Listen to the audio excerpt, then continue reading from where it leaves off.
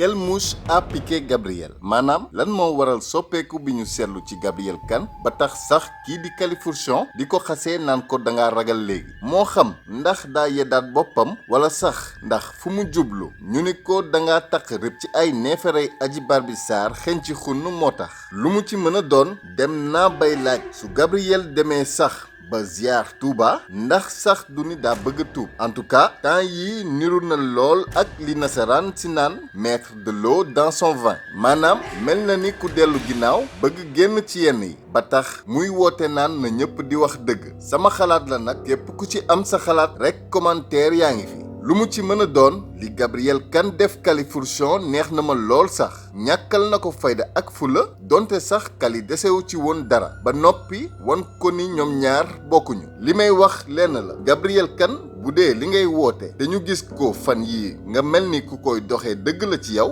yàlla na la ci yàlla jàppale dafa mel ni tooñ bëggatoo ci lu bari la ca kanam nag rawuli bët ñoo ngi lay seetaan ba xam fa wànnent di mujjee ak i bëtam quant à toi Kaliphone man dama laa yërëm gisoo benn yoon ni ñi nga yaakaar ni ñoom nga àndal cër sax joxuñu la ko sa genre bi képp moo tax ba tey may gëm ni bés dina ñëw monsieur le président Macky Sall dégg jaajëf ndax bu dul woon moom ñu bari tey duñu leen xàmme ñi nga xam ni danku ceeb moo leen gënal seen ngor ak képp koo xam ni bukki la bu sàngoo deru bëy moo tax balaa ñoo àgg ci boobu jamono man maa ngi delluwaat sante ko monsieur le président ni ko gërëm naa la ba nga nangoo jël sa der bi taxal ko ba sénégalais yépp mere la bu dee loolu moo tax tey ñu xàmmee ku mel ni Kaliphone ak ñu mel ni moom